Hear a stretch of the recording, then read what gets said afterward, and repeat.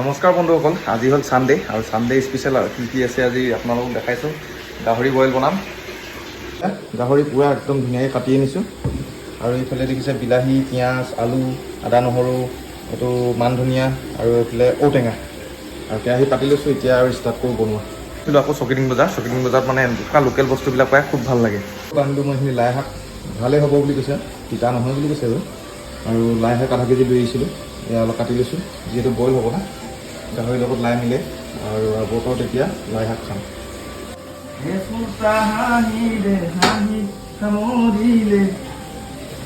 এতিয়া মই কেৰাহীখন পাতি ল'লোঁ আৰু তাৰপিছত মানে কালি গধূলি চুপা চুপিখন চালোগৈ দেই, ভাল লাগিলে।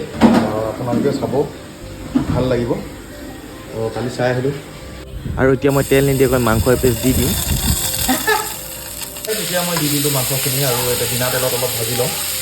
এতিয়া মাংসখিনিৰ পৰা তেল এৰি দিলে আৰু মই এতিয়া সকলোখিনি লাহে লাহে এটা এটাকৈ গোটেইখিনি দি দিম আৰু কেটলিত অকণমান পৰিমাণে গৰম পানী কৰি দিছোঁ, যিহেতু গৰম পানীখিনি দিলে ভাল হয় সেইকাৰণে। আৰু ইয়াতে অকণমান মানে একেবাৰে বইল হ'লেও মানে অলপ বেয়া দেখায়, সেইকাৰণে হালধি অলপ, নিমখ অলপ মাৰি দিলোঁ আৰু কিন্তু তেল অকণমানো দিয়া নাই।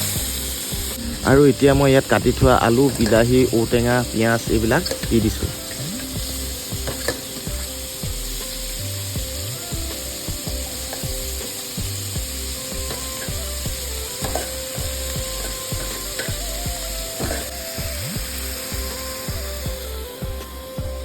এইখিনি দি দিলোঁ, মানে অলপ ভাজি টাইপৰ হৈছে, তাৰপিছত মানে পানী দি দিম, তাৰপৰা বইলটো হৈ যাব।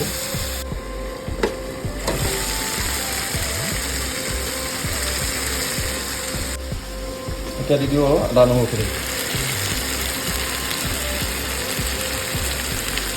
অকলে হ'লে ভিডিঅ' কৰিব দিগদাৰ হয়, মানে ভিডিঅ' যদি কৰি আহিছে লৰাবলৈ দিগদাৰ হয়, সেইকাৰণে আৰু এনেকৈ কৰি দিছোঁ আৰু বেয়া চেয়া নাপাব আৰু এতিয়া মাংসখিনি ভজা হৈ গ'ল কাৰণে এতিয়া মই ইয়াতে পানী দি দিম, গৰম পানী, যিহেতু পূৰা উতলাই ল'লোঁ।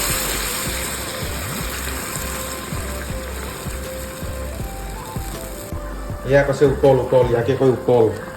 আৰু যিহেতু উতল আহি গ'ল, এতিয়া আৰু লাই দি দিম। এইটো টাইমত কিন্তু লাই তিতা হয়, কিন্তু বাৰে প্ৰতি মোক বেপাৰীজনে কৈছে যে নহয় ভাল হ'ব বুলি কৈছে, সেইকাৰণে লৈ আহিছোঁ।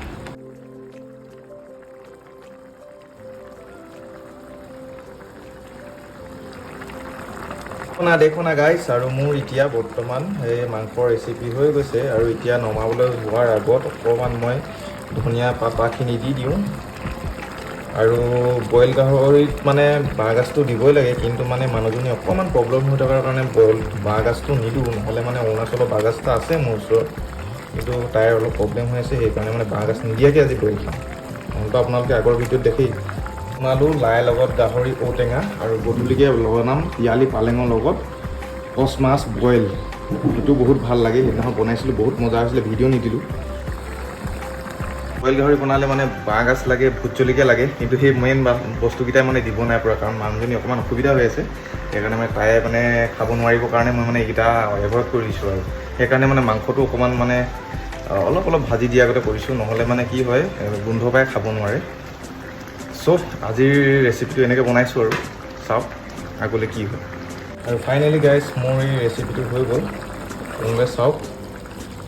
টেষ্ট কেনেকুৱা হ'ব নাজানো, লাইটো যিহেতু এতিয়া আৱতৰত বনাইছোঁ, লাইটো ভালেই হ'ব বুলি কৈছিলে বেপাৰীজনে, আৰু চকিডিঙৰ লাই ইমান বেয়া নহ'ব। এয়া আলু সিজিলে নাই চাওঁ। সিজি গ'ল। তেন্তে মোৰ এতিয়া খাদ্য ৰেডি, আৰু আজি ছানডে বুলি এনেকৈ বনালোঁ। অকণমান মই নমাই দিলোঁ আৰু চব ভোট জলকীয়া, ইমান ধুনীয়া ভোট জলকীয়া যদি ইয়াত দি দিলোঁ হয় কিমান ভাল লাগিলে হয়, কিন্তু খাব নোৱাৰিব কাৰণে ভোট জলকীয়াকেইটা দিব নোৱাৰিব। আৰু এতিয়া মোৰ গাইজ ভাত বাঢ়ি ল'লোঁ আৰু এতিয়া খাব লৈছোঁ, আৰু টেষ্টটো কেনেকুৱা হ'ব আপোনাৰ ৰিভিউটো কৈ আছোঁ। আৰু মানে মাংসটো খাই সঁচাকৈ বহুত ভাল লাগিল, আৰু লাইটো অকণমানো তিতা নহ'ল, আৰু পিছৰখিনি মই ভিডিঅ' মানে কৰিবই নোৱাৰিলোঁ, এনেকুৱা ভোক লাগিছে, সেইকাৰণে মানে পটাপট খাই দিলোঁ। আৰু আজিৰ ভিডিঅ'টো কেনেকুৱা লাগিলে জনাব, যদি ভাল লাগিলে লাইক এটা কৰি থৈ যাব।